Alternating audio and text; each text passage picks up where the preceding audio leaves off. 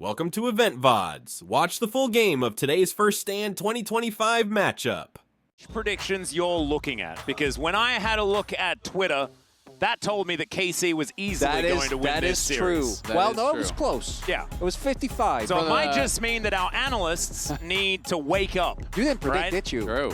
I did. It was. Oh, you I did. predicted 3. There was only Emily out. gave them a game, I believe, out of everyone on the broadcast. Yeah, Every other prediction was 3-0. Yeah. And Flowers gave them a 5-0, Yeah. which I don't even understand, which is They were completely going to crazy. chrono break 2 games in which they would beat them again. There we go. We just had to redo it and do it again. As we have actually dived into Champion Select already. Poppy, Sejuani, and the Ambessa are all banned away here as Blue Side once again for HLE. One last ban to come through after the Vi and Yone have been taken away, and it will be Callista. And so HLE, this time, Ezreal up and available, Varus up and available. Quite a few different things that we're going to see here in game number 2. And particularly with the build that Viper went for, I do think it's really hard to have a consistent impact. There's a reason why we basically only see the AP Kai'Sa, as Skarner is unfortunately this is one of available. this is one of the 2 extra games. Maybe. I think we're getting the Ivern though. Oh, that that's to true. me is actually a really good answer. And Yike has won both his games on it. So to me, if you're leaving Skarner up, you have got to be laying a trap. Just like how we've seen Callista every time Callista gets left up, it's into these really difficult to deal with ranged lanes. So to me, you could play an easy Ivern. It just feels like you slammed that down. Already saw him beat 2 teams with it. Correct me if I'm wrong, that was the game they actually beat HLE as well in the best of 3. I'm pretty sure. I think it was. So I don't know. We'll see. We'll see if he's going to be able to perform on it again. But this is just such a difficult pick to deal with. And it's been the key to them actually taking down both the LCK and the LPL representatives with it earlier. We have to see what Vladi is going to play. His Taliyah, to me, was such a big deal. I think that it really was one of the pivotal picks that actually allowed him to win team fights the way that they did. I think his map pressure was great as well. And even him getting picked off every now and then didn't really seem to phase him. As taking away the Ezreal from Viper is a good call. Although we are expecting a secondary AD carry because we are playing with the Ivern, right? So a mid lane AD carry is most likely here. Yeah, Cork Triss both are open, and it's kind of hard, I think, for Hanwha to fully deny them unless they want to spend both bans on that, which obviously can complicate the rest of the pick event down the line. Yeah. See where Zeka is going to go as far as this pick is concerned. I think leaving things up in the air could make some sense here. But we'll see, as the Gnar a consideration and a lock in here for Zeus. The pick away from Canna as well does make a fair bit of sense there, as both of them are huge Gnar fans. Yeah, and I mean, when you look at what Kana has played, his 3 most played this tournament are the Jace, the Ambessa, and the Gnar. So obviously, Jace was played last game, so that's gone. They banned out Ambessa. They take away the Gnar, so they're kind of pushing him down as far as that tier list does go. It is going to be Leona as the grab here for Targamas. Didn't elect to go for it last game. And does lock it in this time around, which leads me to believe we're going to see a couple of these engage supports getting banned out here by KC. Try to pinch that pool here from Delight and really put him in a less comfortable spot. Yep, the Rel banned away in the last game as well, is going to continue to do so. As Dandy, where are we banning this time? Solo lanes are all that's required here. Yeah, I think you just ban AD Tristana, mids. Corki. That's what I would do. Yeah. Tristana, Corki, and Smolder? Well, I don't think like Smolder to me is just really not worth it anymore. It's like if you can get a really easy matchup and just scale for free, but like the amount of time and effort you have to put into actually getting the 225 to even turn online doesn't feel like the payoff is really worth it anymore. And I do think that the laning phase is a lot weaker than the other 2. So if it were me, I would do Corki Triss, and if he goes Smolder, I'm willing to deal with that.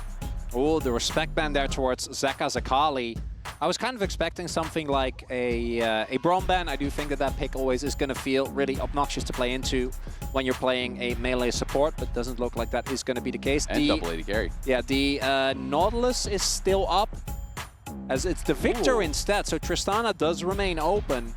That would be the other AD mid pick that has still remained viable after all the changes that we had. Obviously, it dominated most of the meta last year.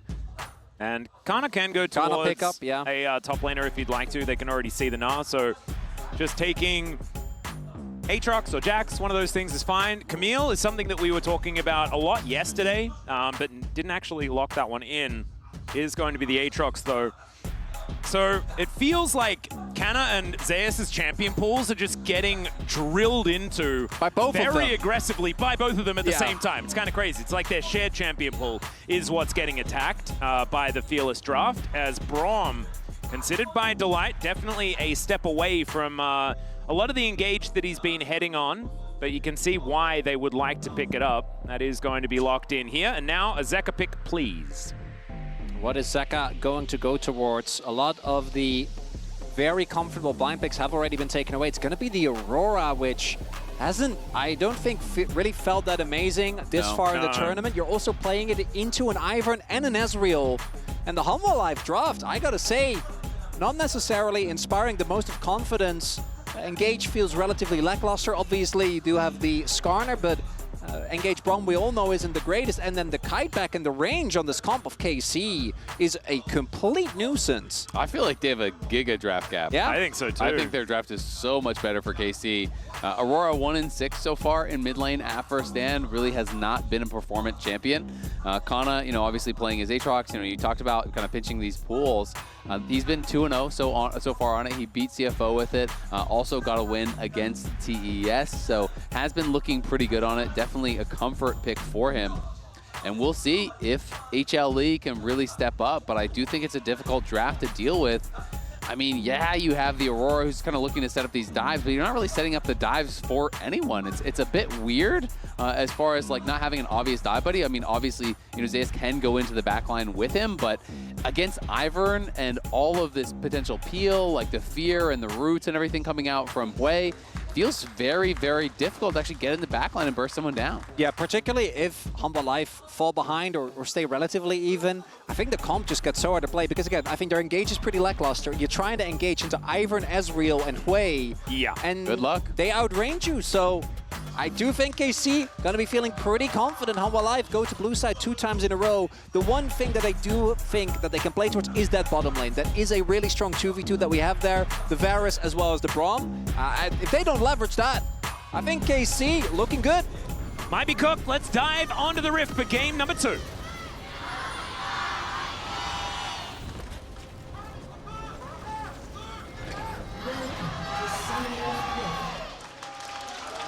I really want to see how well they can actually track Yike, because both of his Ivern games, you just get through these camps so fast and you don't really have to interact with them. So it's always these early pressures that he's able to put on with it, whether he's going through mid or through bot. They need to keep eyes on him because Ivern just shows up so early and can really swing these matchups, even with just throwing a shield and a couple autos, can make the lane a difficult place. Yeah, it can, and I do want to say that Peanut is one of the 3 junglers that actually plays Ivern in the LCK. He wasn't very popular, even when he was being played sort of all around the world quite a lot.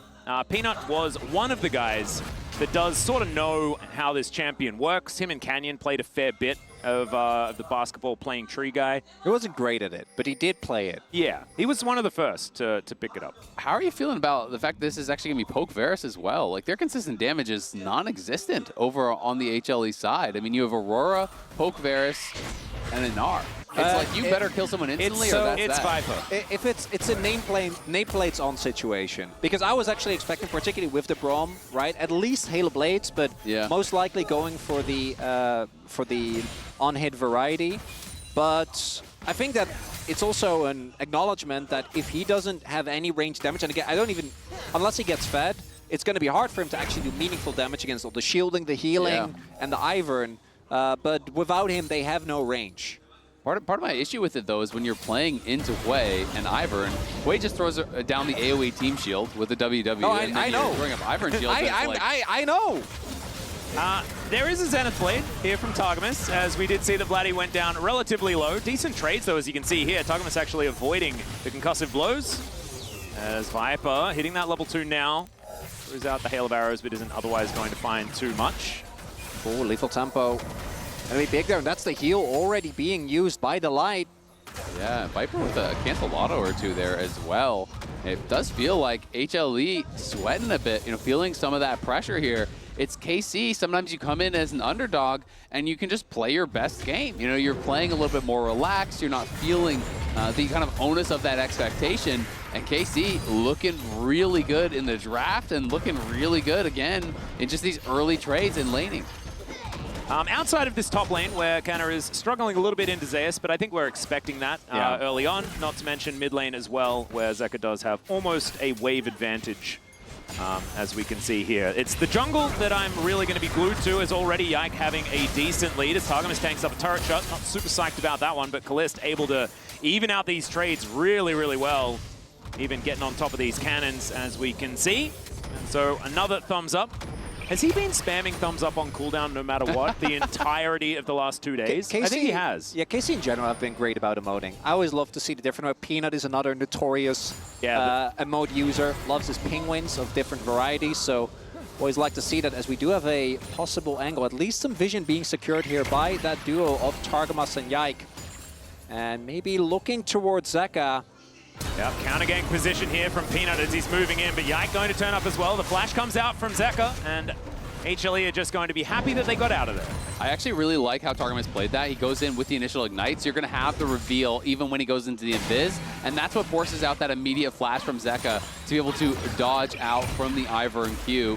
Yes, they don't get the kill, but still, you're trading sums as a support with the enemy mid laner. You're relieving pressure on Vladdy. Like, look how low health and mana he was, and you're getting him out of that lane, so it's just kind of a huge win all around. Yep, able to even out things as well with the fact that he was able to crash that lane through at the same time. So really nicely done. He'll teleport back, and things will be fine. So alleviating quite a lot. And this top lane is going to continue like this, I think, for quite some time.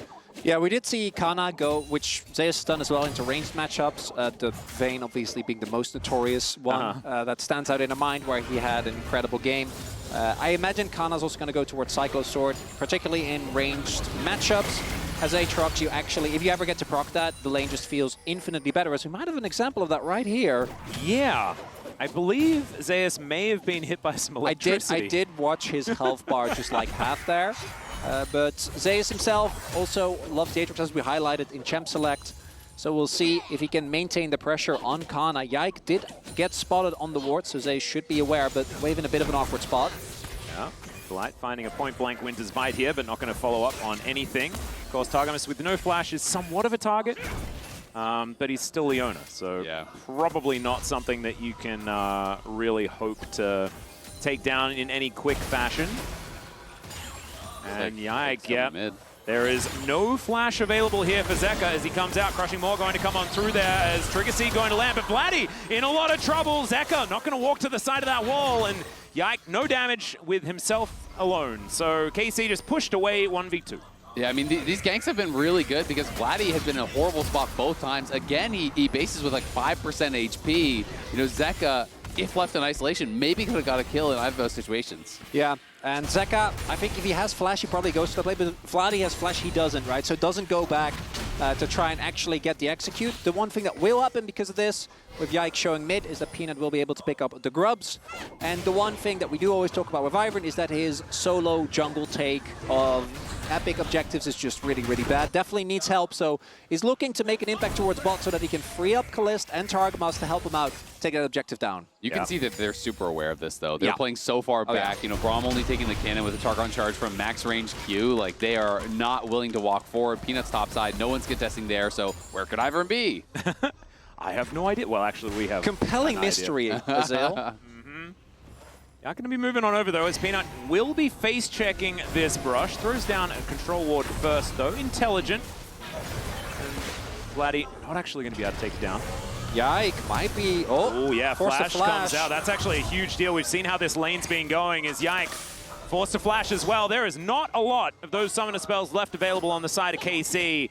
And HLE looking like they're pretty angry about what happened in game number 1. Yeah, that is 2 big flashes, particularly because they're playing into the Aurora. And the big thing there was that Viper and Delight were able to, I assume, get the bounce and have Prio on the roam, right? So Yike has no way of getting over walls unless he can, you know, use his Q to somehow get above. Not the case there. Doesn't actually make his way, and that's the flash. So not the end of the world, but particularly for stationary targets, this is a big deal because Peanut still has his, and any showing up of the Gnar can also be a much bigger issue. Yeah, and I mean, obviously, I do think it was required to spend those summoners. You know, they're going to outscale, so it's okay. The question is, like you say, can you punish those missing summoners, right? You know, the summoners themselves are not the issue.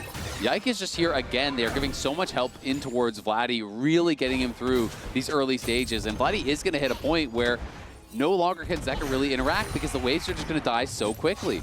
The one big player that does get to benefit from this is Zeus, as Yike tried to go, but Zeus just walks it up. And again, I think that they've been pretty good at creeping track where Yike is, baiting him in.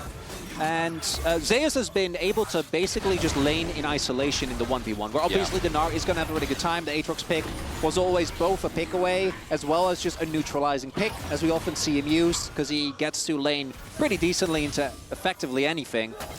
And I've always felt like Zeus is just such a confidence player, right? When he is playing really well, he can just play even better. And after a game number 1, you want him to be able to start off strong, to get himself into a good position, to get that swagger back a little bit, so to speak. And now at this point, he's up a good 20 CS. Yes, some of this may be collected by Kana as he runs back to try to get that, but still, Zeus opening up a really strong early advantage. Do you want to go back to what you said earlier, though? For KC, as long as there are no substantial leads being gained by Hanwha, like 1-2k gold is not going to be enough. There you go. Oh, immediately interrupted. Peanut just going to get root called and might be able to turn this into a grump, but really good disengage here by KC. Something that we were talking about already. Yeah. Disengage certainly highly available from this composition.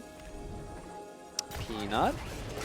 Still wanting to hang around here as the rest of his friends have kind of left. Creating pressure. He does have Aurora on the roam, right? They don't know where Zeka actually is, so I think that there's a little bit of hesitation from KC to overextend into that, and looks like Peanut will be rewarded with one Gromp. Hell yeah. Does have his entire top side to go through as well as going through things. It's going to be the wall that he goes through as he heads down towards the Scuttle Crab.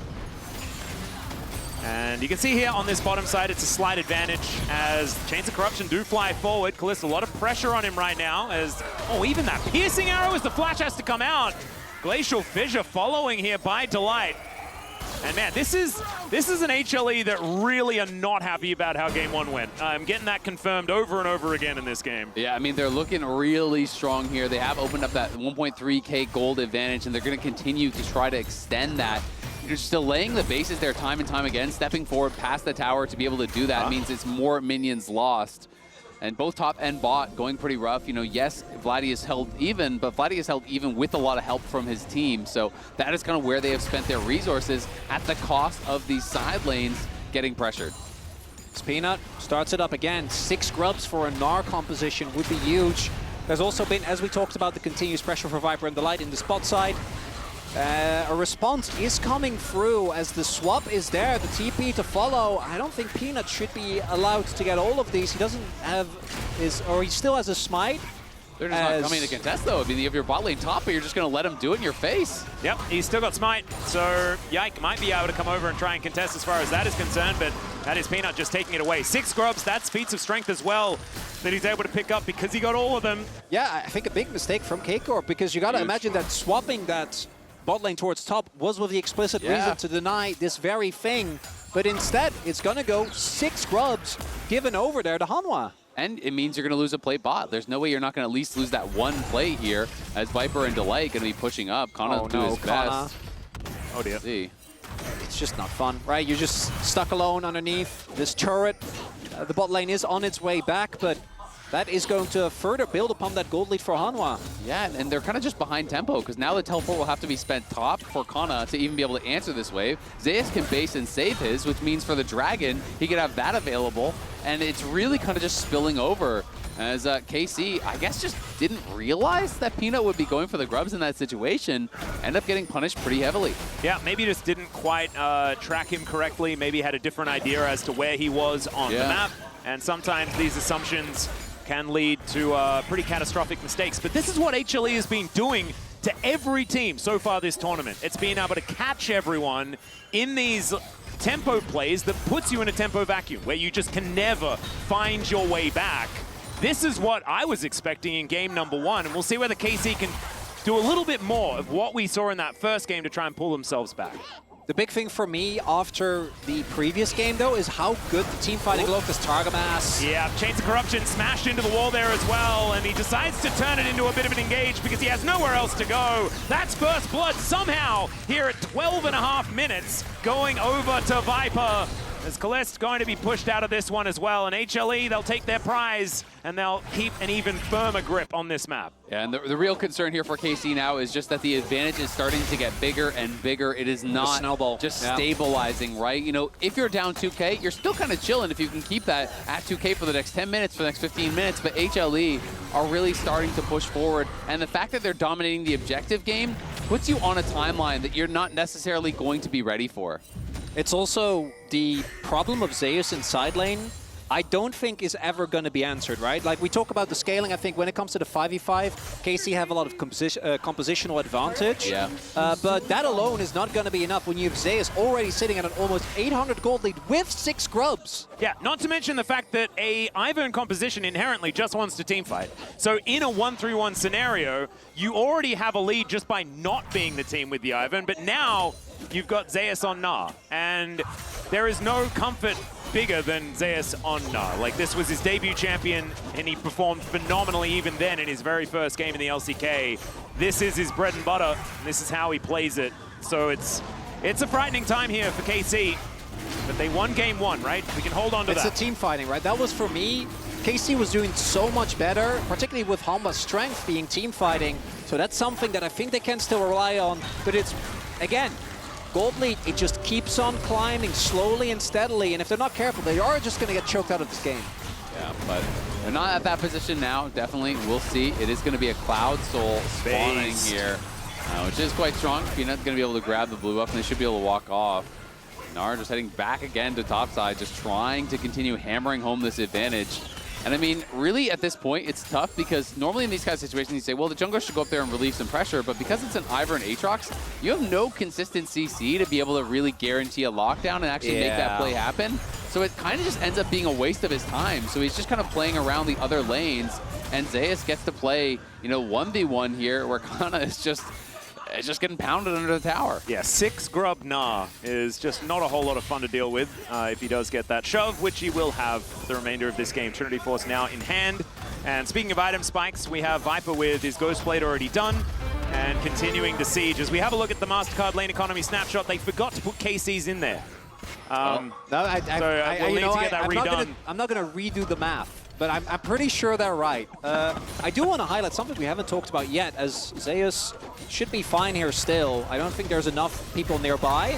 Does need to hit this tower a couple of times before he makes his way out, as he flashes, actually. Not sure about that one, as the Gnar into the wall. He hits the Mega as Delight comes over.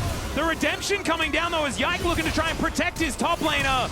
But with Peanut in the area, they might be able to get something done, but Delight is just being given up for the Ghost. He's dead. And it looks like KC are going to be able to finally strike back in this game, answering that first blood with a kill of their own. That's actually huge as well, but they're going to look for Kalist. Yep, ulti comes through from Zeka here, as Kalist taking a fair bit of damage, but not going to be hit by everything.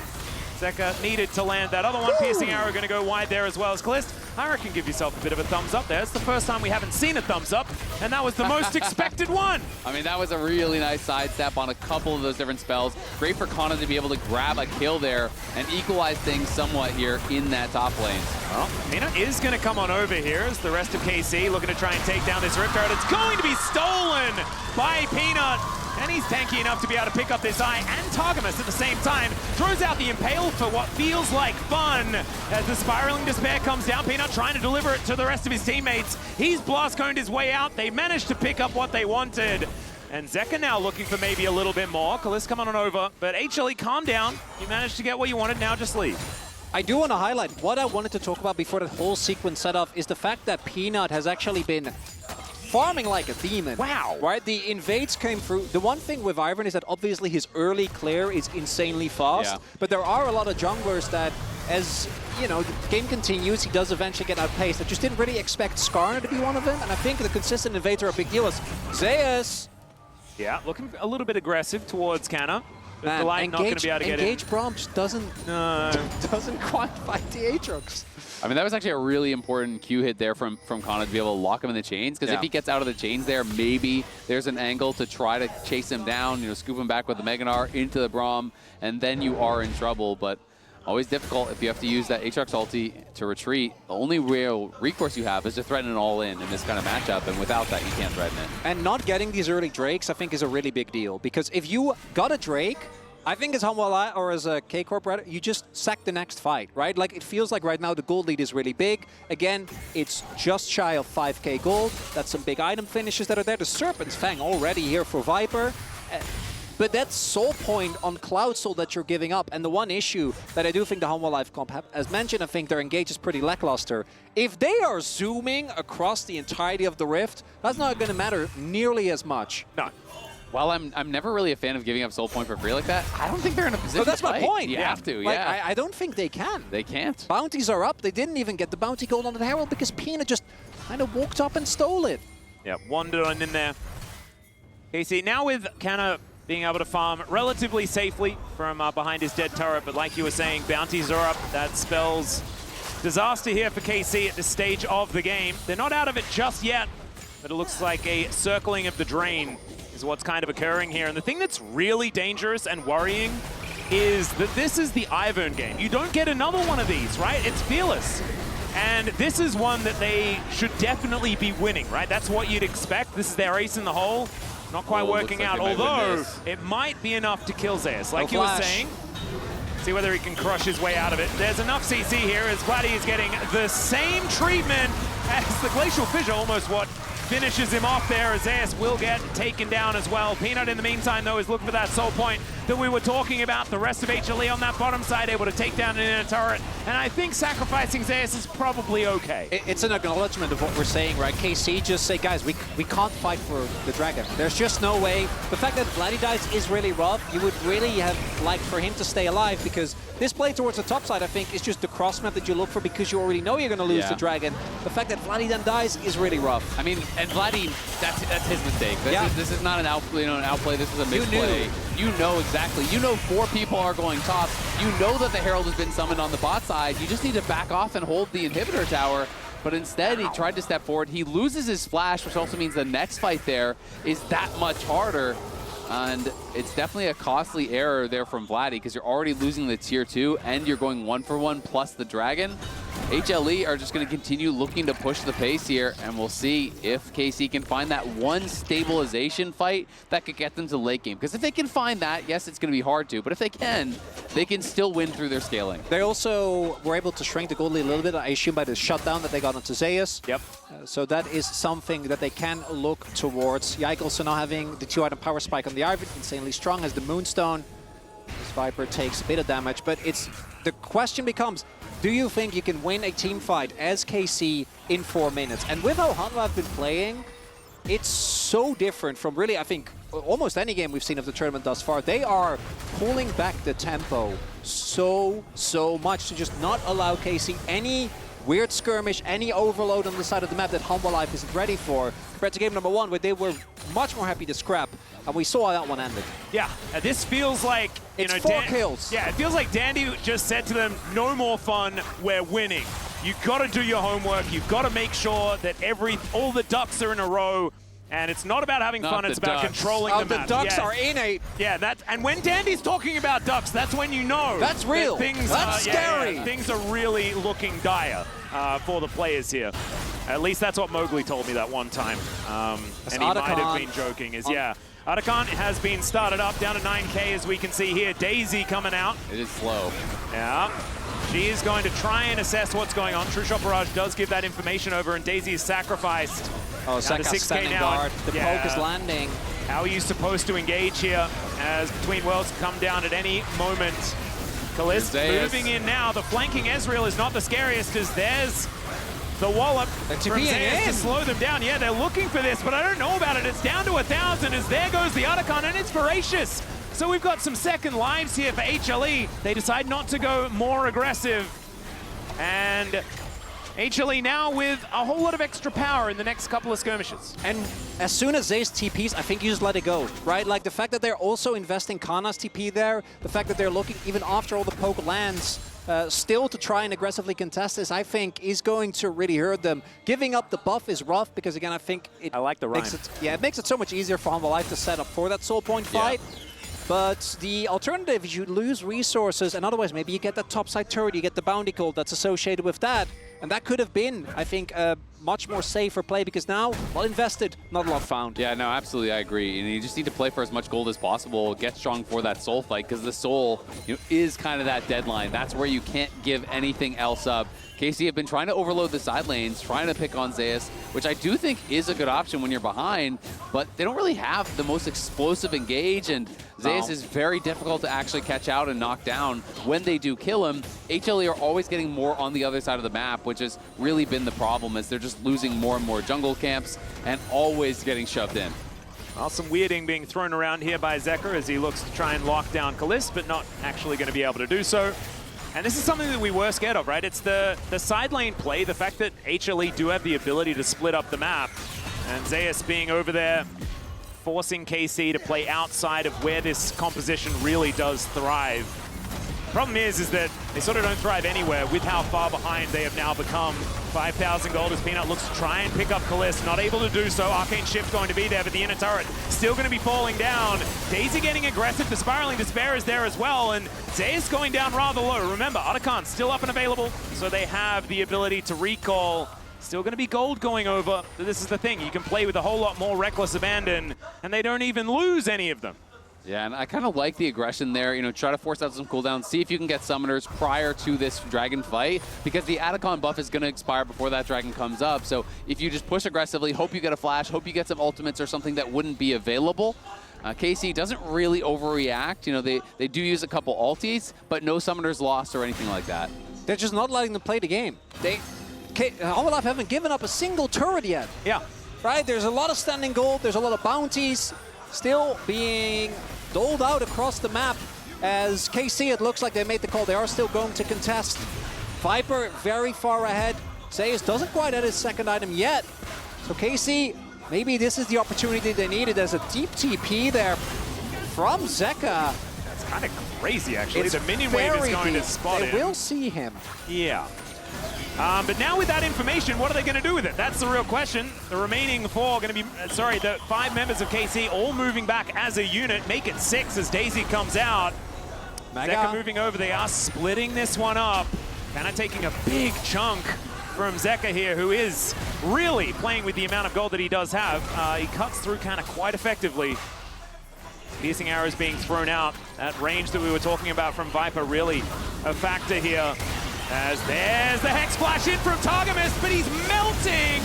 They kind of ignore him here as he gets stunned up. Chains of Corruption do go wide though, as Delight taking a lot of damage, but the poke, the artillery fire here from Viper is just ludicrous, and Kalist getting thrown out of the battle. Zeus still extremely healthy. As Zeka on this flank angle, and they will be able to take the soul, but one more can they get? Exactly right, Zeka finding almost everyone with that one, as down goes Vladdy. Canna just realizing that someone will have to die. It may as well be him, as Zeka gets another one in the fight. That'll be Soul as well, and the shutout continues from HLE. And KC are the ones to pull the trigger, and we talk about the lack of engagement on Hanwha Live. Well, guess what? Engaging into the Braum, and Skarner isn't going to do it either. It's understandable. They don't want to give up the objective, but Targamot just gets fully segmented up by the light. Kalist doesn't actually get to join the fight, and at this point, the health bars are already blown up. Yeah, I think they decided to go because they saw the Gnar on that ward walking over to the red buff, so they're saying, okay, Zeus isn't here, maybe we can force. It's always going to be a risky play, but when it's onto the Braum, it's just not going to happen. And then Zeus just kind of going behind them. Zeka doing a great job, keeping them interested, buying so much time for the Gnar to arrive there, clean up the kills, take the soul. And as we go back to live, we know they can start playing around Baron very easily now. And Zeus, if it was hard to stop in the side lane before, now he's going to be so damn fast. Yeah, it's impossible. He does have his Sterix now completed. You were talking about the fact that that second item hadn't been done. Well, now it has. And I want to say, the one thing that I'm learning from this is that Aurora can actually be good. Vedius was explaining to me in our first cast that this champion is just not that great. I was with him. Yeah. I think Aurora's thus far have just not looked great. And Zeka is looking really, really good. And this is not his flavor of champion either. As Peanut looking aggressive, finds the Impale. They're happy to just grab any target as Daisy and Targamas both going down in unison. And Zeus is just zoning everyone away. Yike segmented off as well. He'll just explode. Concussive blows holding him in place. And HLE, I mean, we call them the orange tank for a reason, but they are lumbering towards the enemy nexus, and there is nothing stopping them. Yeah, they get that kill. They know they just need Yike, and then the Baron is going to be free, and they can even go for Vladdy at the same time. He gets tagged. Yeah, Winter's Bite coming on through there as there's the stun, and Vladdy going to be taking a lot of damage. Does manage to almost kill Zeus. To make it look close. Yeah, as his health bar doesn't move because he hits Mega Gnar at exactly the right time. I'm tilted on his behalf. Yeah, when the engage Braum plays where like the light first flashed over the Raptor pit to ensure that Zeus could get it and then just dives a turret. You know the game, unfortunately, is cooked, and it's what we said earlier, right, in the draft, where if KC is able to keep it close, they've been fine, but it really felt like Hanwha Life, starting at the early laning phase, just kept slowly building advantage upon advantage, and then by the time we got to the final fight, just wasn't anything that they could really do. And this is kind of more what you expect when you're playing against HLE, because they have such strong individual laners that a jungler is going to get pulled all over the map trying to help everyone at the same time, and you just can't be everywhere. In this game, Targamas and Vladdy put so much effort, or excuse me, Targamas and Yike put so much effort into helping Vladdy that it meant Kana was kind of just left out on his own, getting no assistance. And Zeus is wise to their tricks. There's 3 members pushing top. No one's there, so Zeus knows. Yeah. Not wise enough, maybe. Well, he is now moving the wrong direction. Or is it the right direction? Yeah, Cloud Soul is also just kind of obscene. He's fine. As, yeah, Callista's the one that's in trouble. As the Impale comes through, Zeka there for the follow-up damage, and this Ezreal nowhere he can go, and Zeus turns it into an engage opportunity onto Vladdy. That's, I think, demonstrating just how far behind KC are this game. As they'll move up towards this inhibitor on the top side, the base just in ruins. As HLE, I think they're done here with game number 2. They're going to make it a best of 3 as they take down the second. As KC, pretty happy. They have that 1-game buffer. They can use this as an opportunity to go back to the drawing board and figure something else out. But this one was all HLE all the time. And this team looks real angry with dropping a game in this series. Yeah, Nexus, I think, ends up falling to mostly minions, as that felt personal. They're in the fountain. I mean, you saw Zeus actually still sitting in his seat.